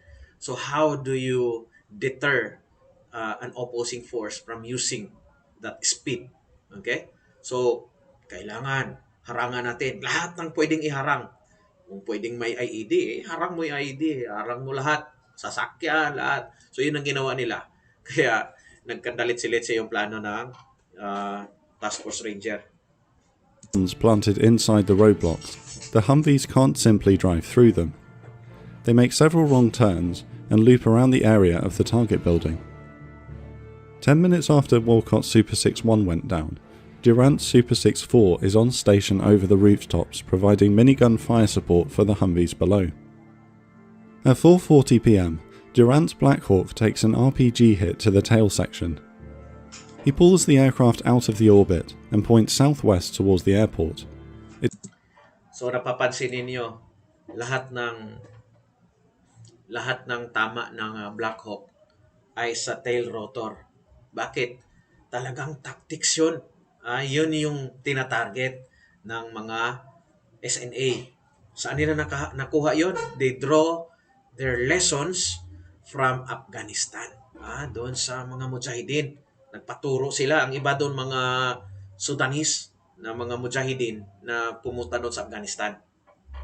It's leaking oil, but the controls are still responding, and he believes they can make it back. All of a sudden, the tail rotor gearbox and most of the tail itself completely disintegrates. The Blackhawk enters a violent spin. He radios, Super 6-4 going in hard, we're going down. Just before hitting with the ground, the pilots manage to level off the chopper, and as it impacts with the earth, the helicopter lands flat on its belly. This is crucial, and as a result, the crew survive. Blackhawk Super 6-2 circles the crash site, and immediately spots a mob of people moving towards it from all directions. They can see the convoy still driving around lost in the city. To the west, Struker's 3 Humvees that had earlier evacuated Private Black. Nakita nyo, very sad story, no? Makita nyo ganito ang nangyayari sa mga sundalo natin. And it sometimes happen to our soldiers. And I'm really saddened to see situations like this, no? I almost came to the same scenario in one of our encounters, October 7, 2001. And it is very important, walang iwanan. No man left behind is very important. Kung merong pabaya na mga kasama, ay mapapahamak talaga yung isang unit na maiipit. And I was in a similar situation, no, na muntik ako mapaligiran ng mas marami na puwersa ng mga kaaway. Blackburn back to the airport have now rearmed, and with a volunteer force of cooks, clerks, and injured rangers, are attempting to fight their way back into the city, but are pinned down. Delta snipers Sergeants Randy Shugart and Gary Gordon, on board Super 6-2, can see for themselves that Super 6-4 will shortly be overrun, and that both convoys are nowhere near. They volunteer to deploy on the ground to defend the crash site. Diba ito yung mga Medal of Honor recipient nila, no? So yan. Beyond the call of duty, kakaiba ang katapangan na ipinakita nila. Bihira itong mga Amerikano magbigay ng Medal of Honor sa dalawang tao in a single battle. So ito yung isa sa situation na yun na nagbigay sila ng dalawa. Sa atin, meron din tayong ganon, Puno Mohaji campaign, sa Battle of Marawi, isa lang.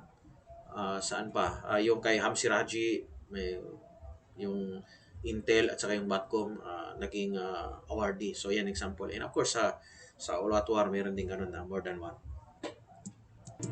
At first, Harrell and Matthews in the Command and Control Bird reject the request, but after discussion they agree that they have no choice, and if anyone can hold off the mob, Delta Force operators, the elite of the US military, might be the only chance to save the crew of Super 6-4. Shugart and Gordon are inserted on the ground nearby, and make their way to the crash site. They find that all 4 crewmen have survived the crash. The Delta operators carefully move Durant to a tree next to a shack on the right side of the downed helicopter. His back and leg are broken. They hand him his MP5K submachine gun, before moving to the other side of the Blackhawk to face the incoming mob. To his left is an alleyway. Durant covers their backs by firing on any Somali that emerges. Super 6-2, the helicopter that had dropped Shugart and Gordon on the second crash site, is now circling overhead, opening fire on the armed crowd bearing down on the crash site. The RPG fire up at them is intense, and nearby helicopters warn Super 6-2 of how close the explosions are getting. With snipers on nearby Little Birds also firing down on the crowd, the mob is being kept at bay. But it doesn't last. On the ground, Durant hears Gary Gordon cry out in pain from the other side of the helicopter. After a few seconds, Shugart brings Gordon's weapon to Durant, loaded and ready to fire. Above them, Super 6-2's pilot Mike Gaffina sees Gordon has been killed and radios a desperate plea. This is Super 6-2. Ground element crash site number 2 has no security right now. They have 1 guy on the ground. Are there any nearby ground forces moving to crash site 2 at this time? Negative, not at this time.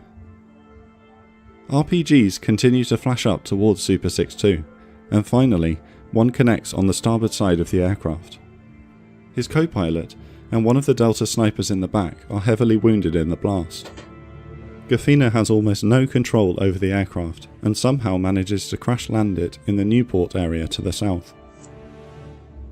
The miniguns of Super 6-2 are no longer raining lead from above, and after an hour of desperate fighting, Shugart runs out of ammunition. The mob finally overruns Super 64. 3 of the 4 crewmen and snipers Gordon and Shugart are all killed. The angry locals are in the process of beating Durant to death when his life is spared by an SNA member who decides to take him to Aidid as a prisoner. Shugart and Gordon would later be awarded posthumous Medals of Honor. The convoy is taking a hammering in the city, with 50% of the troops inside the vehicle. Yun ang example ng di bali nang mamatay, wag lang mapahiya. So yun sila Sugar at saka si Gordon. Di talaga nila iniwan yung lang nire-rescue. Lesson para sa atin ha, yung naatasan na i-rescue niyo yung kasama niyo, di bali na mamatay, wag lang mapahiya. Tandaan niyo yun. And yun ang sinumpaan nating tungkulin eh. Sa sundalo, ano yan eh, nanumpa tayo na ibigay, ilaan ang ating buhay sa tawag ng tungkulin. So, kung ikaw ay naatasan bilang QRF, Quick Reaction Force, at naipit yung kasama mo, yung main effort, huwag kang mag-atubili. Ha? Oo, huwag mag-atubili kasi ang mangyari, patay ka sa kantsaw niyan. Ha? Oo, yan. Now having suffered gunshots or shrapnel wounds. Struker's Humvees are unable to fight their way back in. 2 Blackhawks have been shot down. Another 2 have been damaged by RPG. Ang isang importante dito, yung leader. Kaya hindi tayo basta-basta naglalagay ng leader, platoon leader, company commander. Dahil kung bulastog, talawan, talawan yung leader, madadama yung mga tauhan niya. Minsan warrior naman talaga yung karamihan, mga well-experienced yung mga sundalo natin. Pero kung ang magdala, bulastog, magaling lang sa inuman magkwento, kawawa yung unit natin. So, for that reason, we really invest in leader development at hindi yan ma-develop overnight. No? Kailangan experience, kailangan turo, mataas ang confidence, and yung value formation, napaka-importante. Ha? Walang iwanan. Ganun dapat yan. May yung warrior ethos, huwag natin kalimutan. Hits, and most of the others are riddled with bullet holes. Chalks 1, 2 and 3 are taking casualties on foot fighting to and defending Crash Site 1. The mission launched at 3:35 PM and was supposed to take 30 minutes. The fight will continue throughout the night, and the troops on the ground are running out of water and ammunition and didn't bring night vision equipment. The situation is bleak. But the 10th Mountain Division is mobilizing. If the Rangers and Delta operators on the ground can hold out into the night, 100 Malaysian and Pakistani tanks and armoured vehicles, with US Humvees, can launch a large-scale armoured assault into the city. The time is now 5:40 PM. The rescue convoy won't move out until 11:30 PM. They're in the... So, yun yung part 2 nitong ng animation video. Napakaganda, di ba? Very nice. Nicely done. Kudos to Operations Room. Thank you very much for your content. It provided us with a clear perspective, no? As if we are watching from the above, as if we are watching the live feed of this battle in Mogadishu. I also learned a lot from this, and aside from what I read from books and from journal articles, it provided me with more insights on what really happened. Ganito dapat pag yung maraming mga Pilipino, mga vloggers, gawa ng content, lalong napapasama yung context. Basta lang makagawa. Pabebe yung walang analysis and basta lang makagawa. Ganito dapat gumawa ng content. Okay naman magawa tayo ng mga mga content to share the story about heroism of our soldiers, their sacrifices, pero huwag nating kalimutan mapaliwanag na mabuti ano yung content. Ito, maraming lessons ang napulot ng Amerikano dito, at saka ang impact nito actually ay on the way the Americans shape their policies, no? Paano nila ginagawa yung kanilang foreign policy, yung paningin nila about themselves, and they really wanted to maintain its credibility, being a world power, no? Umatandaan natin 2 years back ay nangyari yung first Iraqi War, no? 1991, panahon ni George W. Bush. And dito, nangyari na naman ito nung patapos na ang kanyang termino ni Herbert Bush, yung tatay. At hindi kinakalimutan ng Amerikano what happened in 1975, yung pull out of the US troops from Vietnam, yung pagkatalo nila sa Vietnam War. 'Di ba? Talagang yung mga American population ay talagang kumontra na sa kanila, and base sa pag-aaral nila ay napaka-importante. Ito, pupunta tayo sa lessons. Napaka-importante ang human terrain. Aside sa kanya naman talaga, yung clan members, yung mismo niyang tribe o clan, ay kinukuha ni Muhammad Farah Aidid ang suporta ng Somali population as a whole. Yung different clans, pati yung mga civilians na um, nakakaaway niya, yung kabila, yung kay yung kay Mahdi. Paano niya ginagawa yon? Uh, meron silang meron silang sariling radio station. Sabihin natin na uh, Mogadishu Radio. Ha?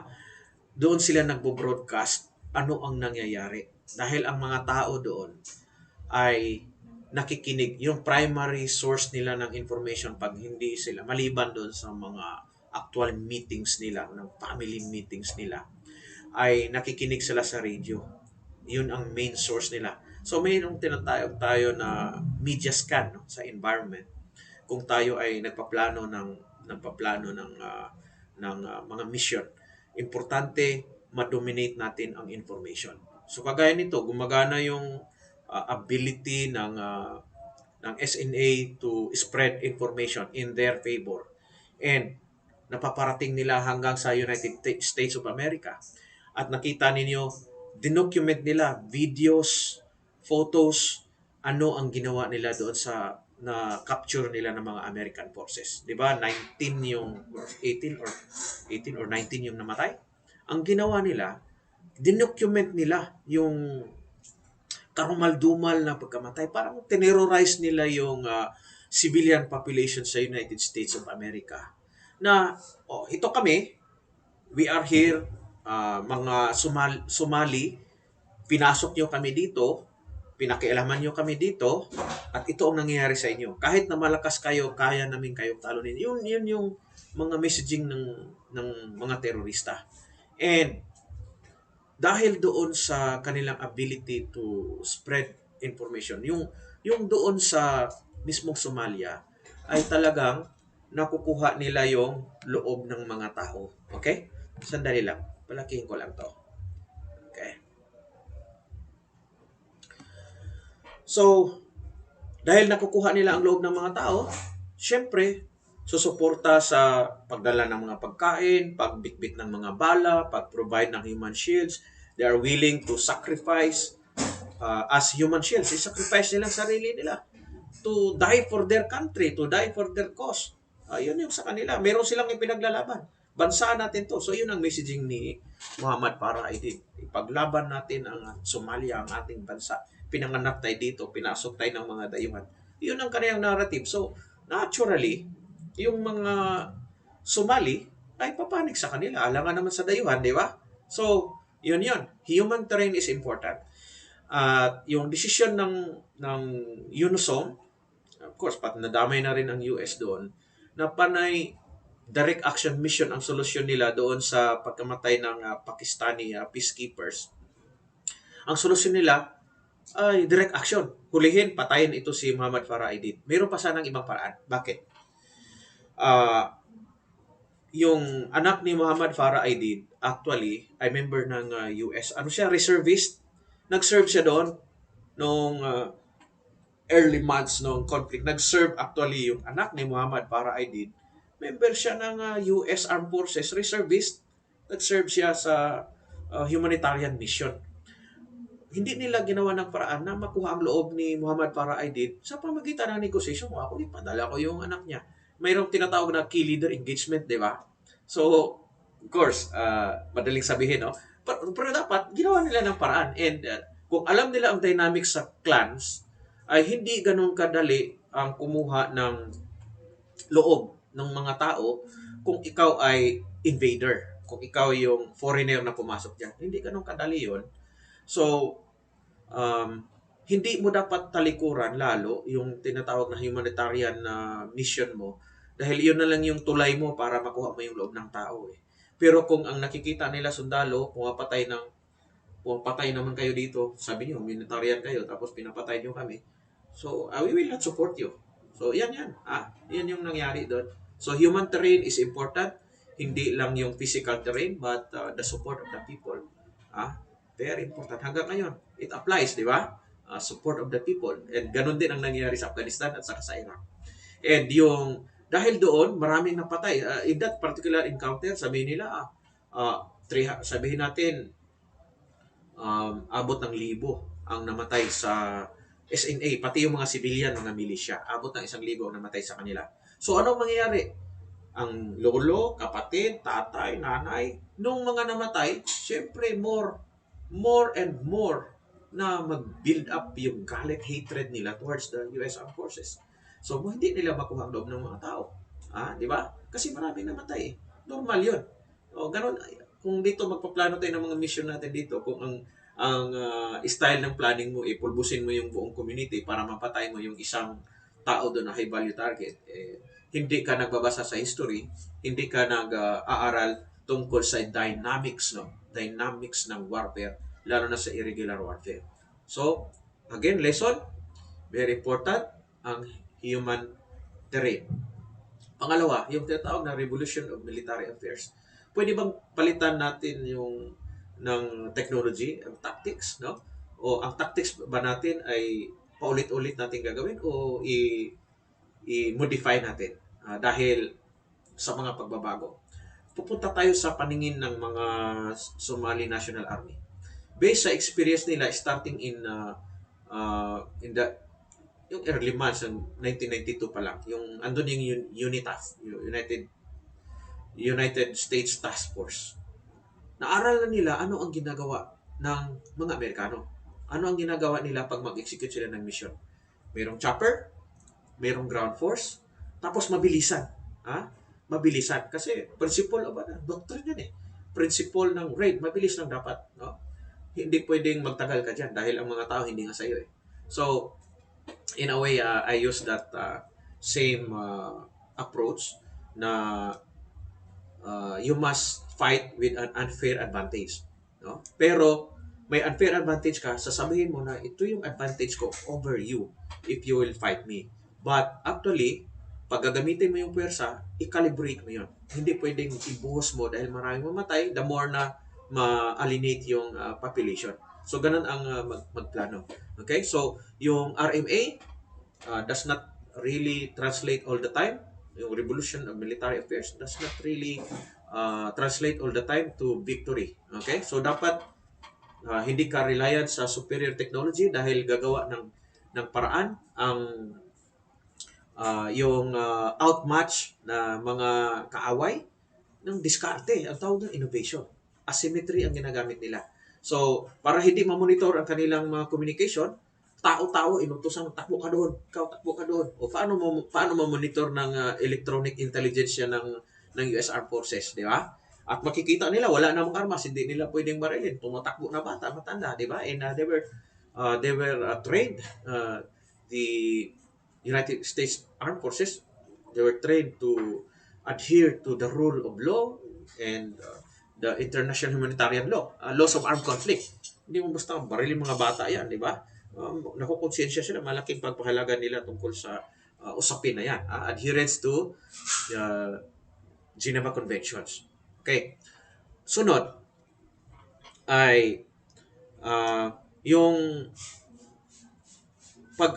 pag-aaral parati sa mga lessons sa history. Okay? Yung learning and adaptation. Hindi pwedeng parang dahil ito yung ginawa kahapon o last year, paulit-ulit na lang ginagawa. Babaguhin natin dahil ang kalaban nag-aaral parati. Anong diskarte natin ngayon? Kung sa Pilipinas pa yan, tingnan mo yung ginagawa ng komunistang grupo. Infiltrate nila yung mga human rights groups, infiltrate nila yung student organizations, infiltrate nila hanggang sa politika. Hindi pwedeng patayin ng regular force yun. Kagaya ng Armed Forces of the Philippines, hindi mo pwedeng patayin. Dahil wala naman silang armas. Diskarte, di ba? Pag infiltrate nila, actually, they were part of the political structure ng Communist Party of the Philippines, which is a terrorist organization. Ganon din yun. So, pero hindi mo pwedeng patayin. Ano palang ibang diskarte? Hindi, wala sa AFP ang diskarte na yun. Paano gagawin yun? Legal eh. Ha? Legal, political, it's not within the confines of the Armed Forces of the Philippines. So ganon din dito sa Somalia na incident, naga-innovate, no? Naga-innovate based sa lessons in history. Uh, Campaign ng Mujahideen against the Russians 1979 to 1989. Doon ang naisip ni Muhammad Farah Aidid at saka ni yung kanang staff niya, si Colonel Jumali, yun, si Sharif Jumali. Ang lessons na yun ay titingnan natin. And then, we will use these lessons to adapt in our current environment. At saka lessons doon sa mga tactics na ginamit specifically ng US Armed Forces nung early months nila dito. At ano ang gagawin natin?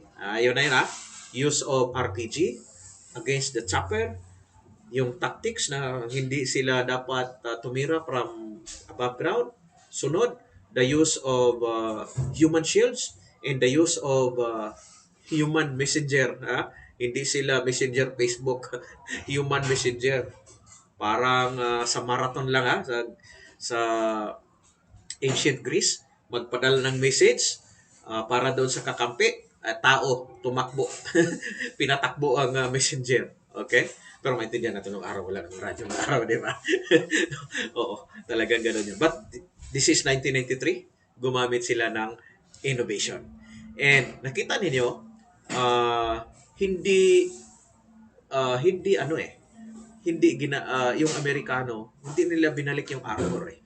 Tinanggal ni Mr. Clinton nung pinabalik yung SOR ay hindi pinadalhan ng armor. Ang merong armor ay yung mga peacekeeper. Pero they were not part of the plan. Standby lang sila doon. Hindi naman sila kasama sa plano. Ang nagplano talaga dito ay ang US Armed Forces. Pero later on, hiningan din sila ng tulong, no? To rescue. Ito yung part 2 nito, yung paano nila na-rescue gamit ang yung mga armored vehicles ay nirescue nila yung mga naipit na tropa kasi nagkaubusan ng tubig, pagkain. Hindi sila nagdala ng akala nila na easy mission lang. Hindi sila nagdala ng sufficient amount ng bala. Panay basic load ng dala nila doon. And nagkaubusan sila ng bala, nagkaubusan ng tubig. See? So, kawawa mismo. And again, as a soldier, I will honor those who died in this particular incident.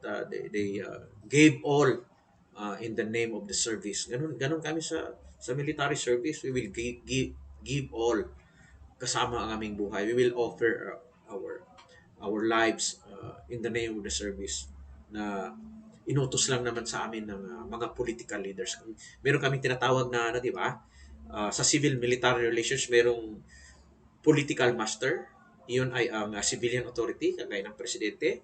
At ang military may general. Ang general ay taga-advise lang yan doon sa kanyang political master anong gagawin. And makikita ninyo, ang nangyari dito ay pinull out later on. Although initially nagdagdag ng pwersa pero para i-protect lang yung tropa nila na natili doon. Nagdagdag sila ng tropa doon. But pinull out later on dahil sa pressure ng policy makers, ng mga politicians sa United States at saka ng population. Sabi nila, naulit na ng mga Afghanistan. Hindi, I mean, naulit yung Vietnam. So, pinull out nila sometime in March or April 1990, I think 94 na yan, no? Pinull out nila, hindi na sila nagsuporta. And naapektuhan ang policies ng United States of America. Yung sa Rwandan massacre, sa Bosnia later on, nagkasunod-sunod na yan, no? Hindi na sila magtulong, no? Very light na lang yung tulong nila. Nadala sila ba? Nadala sila. Yung 1999 Kosovo, Air Force lang pinagana nila doon, di ba? Air Force, wala masyado ground force. Sino ba yan? Si Wesley Clark yata yun, ang namuno doon. nabago na lang uli ang paningin ng mga Amerikano pagkatapos ng 9/11. So 2011 na lang. O ano no no. Uh, hindi 2011, 2001. September 11, 2001. Doon na naman nabago ang kanilang paningin. Mismong mga American population, policymakers, lahat-lahat, girahin nga natin to si Osama bin Laden. Ha? Alam niyo ba yan? Actually, si Osama bin Laden ay nakinabang daw sa tulong ng Amerika sa Mujahideen sa Afghanistan. Pero nung 1991, okay? Sa 1991, nung inoccupy ng United States ang Saudi Arabia, ang narrative ni Bin Laden, galit siya. Ang narrative niya, inoccupy ng shaitan, ng infidels, ang Holy Lands. Andyan na sila sa location kung saan andyan ang Mecca at Medina. Kaya gusto kasi ni Bin Laden na i-rally ang Muslim people para sa jihad against the United States of America. So yung galit ay parang sinisindihan niya, no? Yan yan. And dito sa nangyari sa Somalia ay ganun din, nangangantsaw yung Al-Qaeda kasi binubuo na nila diyan, binubuo na nila diyan yung insurgent group, no? Yung Al-Qaeda. Sumikat na lang yan 1998 something 1998 somewhere in 1998 na yan. So nakwento ko sa inyo, no, yung event na yon, ito ay nag-change sa policy at yun ang dahilan bakit hindi na masyadong sumasali sa interventions sa Rwanda genocide 1994, sa Bosnia, Serbia Bosnia conflict, and later on 1999 nagdoon na lang na ginamitan ng Air Force, and then nabago uli noong 2001 dahil doon sa war on terror, yung ginamit nila war on terror. But kagaya sa Pilipinas, pagpunta ng Amerikano dito, they were not directly participating in the conflict, unlike doon sa Afghanistan sa Iraq. Ang ginawa nila ay advisory role, tulog sa technology, yung JSOT of Philippines, Joint Special Operations Task Force Philippines. Yun yan. So, I hope nakapag-share ko sa inyo. Tingnan ko yung yung mga dito, mga comment ninyo. Meron ba kayong tanong o comment? Babasahin ko. Okay. So, marami tayong natutunan, di ba? Mga lessons, di ba? Hindi yung parang nod-nod lang tayo. Actually, yung mga kagaya ng mga documentaries na yan, mas maintindihan natin yan kung mag-aral tayo ng military doctrines, mag-aral tayo ng strategy, mas maintindihan natin about policy, mga defense policies, yung libro on grand strategy. Makikita mo yung paano ginagamit ng isang bansa ang tools of national power para ma-protect ang kanyang strategic interests. So, yan. Mas maintindihan natin pag magbasa tayo. Hindi ko rin alam lahat, pero I continue reading and I continue listening to experts, no? Para madagdagan yung understanding natin about our job, no? Bilang nasa military, lalo na tumataas ang aming rango, dapat malawak ang aming paningin tungkol sa mga bagay-bagay. Sabi ni Erwin Rommel, Operation Neptune Spear. I think that was 2011, di ba? Yung Navy SEALs nung na-neutralize nila si Osama Bin Laden malapit mismo sa katumbas ng Philippine Military Academy ng Pakistan, no? Military Academy nila. Sabi ni Ken Ryan, marami. Kailan talagang matapang pag-army. Siyempre, Ken Ryan, Oo, kailangan matapang. At saka nag-iisip, akala nila 1 hour lang sila doon. Oo. Kaya pag magplano ka ng mission, merong contingency plans. Nakwento ko na sa inyo dati, meron na primary, alternate, contingency, at emergency. So nakikita natin dito, the American forces, no, yung Task Force Ranger, they had many plans, no? But meron silang mga hindi na consider sa kanilang plans. Kaya ayun, no, hindi na ma-consider na pwede palang maaral ng SNA ang tactics na ginagamit nila.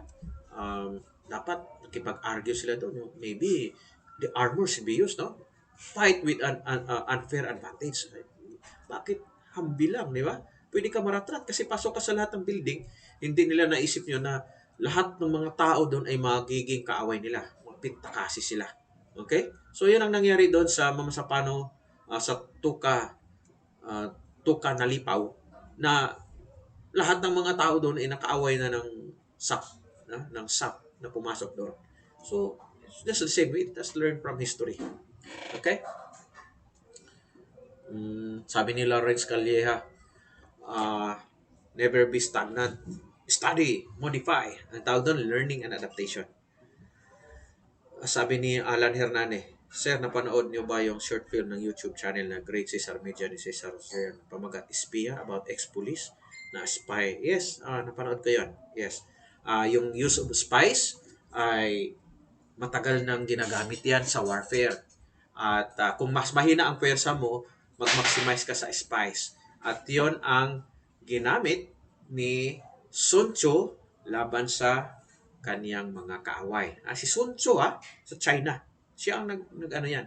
And yung pag-maximize sa gamit ng spies ay ginamit ni Mao Zedong. Kasi si Mao Zedong ay reader ni Sun Tzu. Inaaral niya si Sun Tzu. Ginamit niya doon sa kanyang protracted war laban sa Kumintang Party, yung mga nationalist ni Chiang Kai-shek. Kaya nanalo sila in 1949. Colonel Batong Bakal. Sir, yung Magellan TV. Sir, kung maganda po kung nagkasumaybayan. Magellan TV, yes, tama, mag-subscribe doon.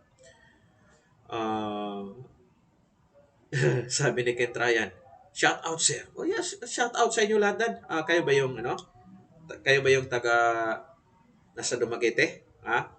Na-assign ako diyan dati sa Camp Leon Kilat eh. Yung 12 Scout Ranger Company dinala diyan in 1999 bago inilipat sa Bohol. Pati resources mga maubos, buhay para sa bayan. Yes, ganun ang sa serbisyo. At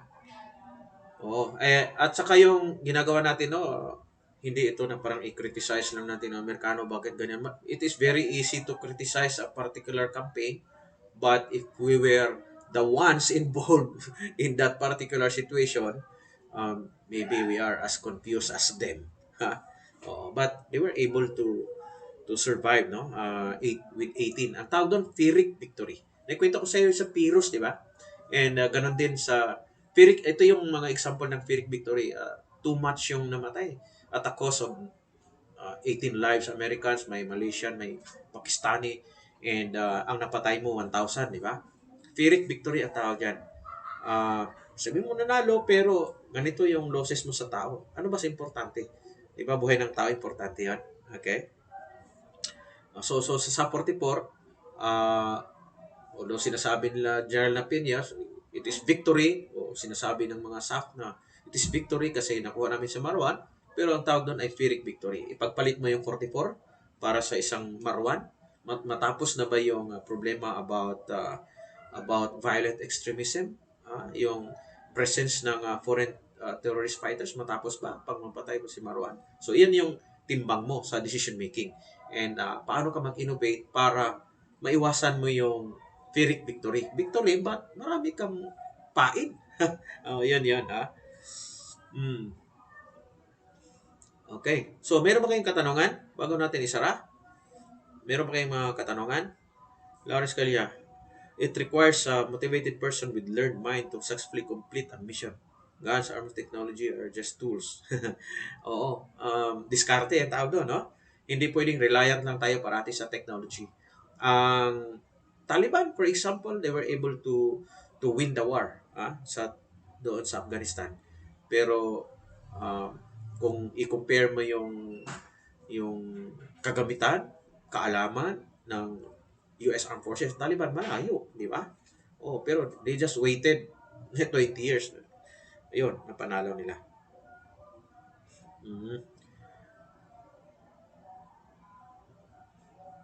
Masahe ko yung iba. Sabi ni Juan Head, napaka-emotional ng senaryo na rescue nila yung chopper. Kahit dalawa lang sila na at sniper pa. Yes. That's right. No? Doon mo makita yung self-sacrifices of the American soldiers. Makasaludo na lang ako. I will salute Gordon and si Sugar ba yun, no? Yung kanilang katapangan. Mm. Bus Army Recruitment Office. So reaction was the first ever Medal of Honor ever recorded. Sige. So, ayan. So, meron ba kayong ibang question bago natin isara? Maraming salamat sa inyong pag-participate ngayon.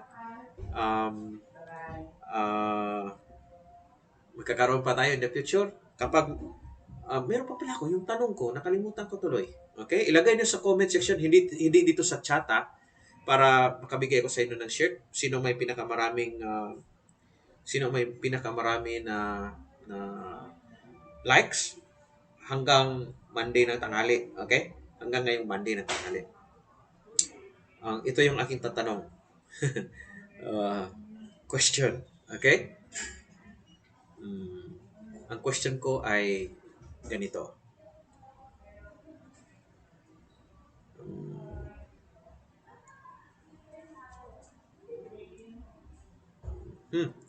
Okay. Ano ang code name ni Bongbong Marcos nung siya ay nag-undergo ng Special Forces course under the tutelage of Colonel Benjamin Samote? May code name sila, wala kang pangalan, wala kang ranggo doon. Hindi siya si Second Lieutenant Bongbong Marcos doon. May code name siya. Ilagay niyo sa comment dito sa ating content and yon, i-ano niyo, ha? Yung sagot niyo, ipalike niyo sa mga kaibigan niyo. Alright? Okay. So, again, maraming salamat at magandang tanghali sa inyo lahat. Pagpasensyahan nyo na. Hindi ko rin alam ang lahat ng bagay-bagay kaya ako ay nakikipagtalakayan sa inyo. Yung mga inputs nyo ay ating kinoconsider din natin ang mga inputs nyo.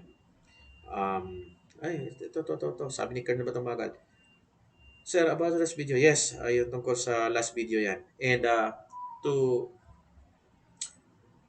clarify, no, ulitin ko, yung pag-post ko doon sa yung video tungkol kay BBM, dito politika, sabi yung iba, pinopromote. Paano, pinakalat ng mga anti-BBM. Kinakalat nila na fake daw. Kami na sa military, lalo na ang special forces, sila nagbigay ng certificate na yun. Oo. Pag sinabi niyong fake, ibig sabihin, parang dapat ipaliwanag din namin dahil kami ang nagbigay sa military, di ba? So ako, wala naman akong kinalaman. 1979, yung grade 1 pa lang yata ako niyan eh. So, ang ginawa ko, kinausap ko yung mismong instructor. Siya ang nagsalita. Pinaliwanag niya na totoo nga. At kung sa Scout Ranger training, pagdating ng araw, sabi ko si General Javier, siya ang nagkandak ng training yan eh. Sa Scout Ranger. Pero ang tawag niya doon, Special Scout Ranger Training, SSRC o SSRT. Dahil hindi siya kaparehas mismo yung sa Scout Ranger, hindi siya mismong kaparehas dahil walang test mission. Dito sa Special Forces, actually, meron siyang test mission dyan. Yung pagpasuko nila gamit ang DOTEC na skills ng SF operators, ay pinasuko nila yung remnants ng hukbalhap. Yung tawag doon ay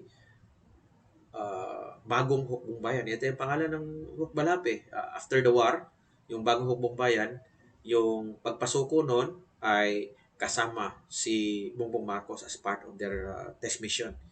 At ipinasuko sa kanya doon sa Makati, no? At yung mga tao na yon ay nag-request sa kanya na kung pwede, magbagong buhay sila, mag-abroad muna sila. So pinadala sila sa Saudi Arabia, yung mga sumuko na yon, yung mga commanders na yon.